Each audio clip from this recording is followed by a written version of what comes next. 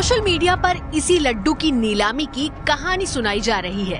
दावा है इस विशाल लड्डू की नीलामी 1,80,000 में हुई है। जाहिर है कि इस लड्डू में कोई तो खास बात है जिस वजह से किसी ने बोली लगाकर इसे 1,80,000 में खरीदा होगा। देखने में भी ये लड्डू असाधारण है। ऐसा लग रहा है कि लड्डू से किसी भगवान की सूरत बनाई गई हो। लड्डू के बड़े हिस्से के ऊपर सिर का आकार दिया गया है और बादाम चिपकाकर आंख बनाई गई है।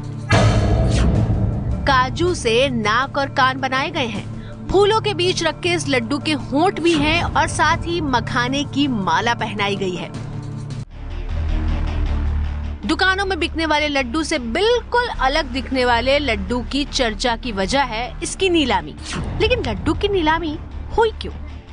किसने खरीदा और इतना महंगा क्यों बिका ये लड्डू? ये जानने के लिए एबीपी न्यूज ने वायरल तस्वीर की पड़ताल शुरू की। इंटरनेट पर 1,80,000 वाले इस लड्डू का पता छत्तीसगढ़ की राजधानी रायपुर का बताया जा रहा था। ऐसे में रायपुर में मौजूद हमारे संवाददाता ज्ञानेंद्र तिवारी ने पड़ताल आगे बढ़ाई और रायपुर में मौजूद इस लड्डू के बारे में जानकारी जुटानी शुरू की। पड़ताल में ये पता चला कि रायपुर के बनवासी विकास समिति में ऐसे लड्डू की नीलामी हुई है। हर कोई कह रहा था कि लड्डू की नीलामी हुई है, लेकिन लड्डू में ऐसा क्या खास है जो ये इतना महंगा बिका? ये जानने के लिए हम रायपुर के वनवासी विकास समिति पहुंचे। वनवासी विकास समिति की इस शबरी कन्या आश्रम पहुंचे तो यहाँ हमारी मुलाकात आश्रम की संचालक लेखा चक्रवर्ती से हुई। हमने पूछा क्या उनके आश्रम में ऐसा कोई लड्डू बना है जो 1,80,000 में बिका हो।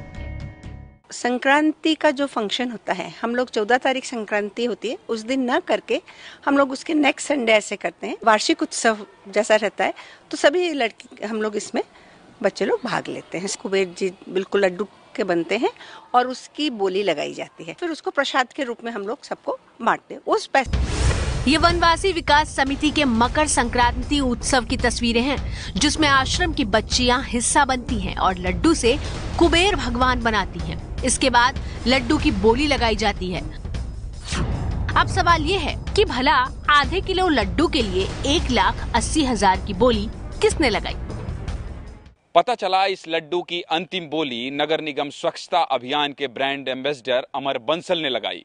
लेकिन 1,80,000 में उन्होंने लड्डू क्यों खरीदा, ये जानने के लिए हम सीधे अमर बंसल के पास पहुंचे।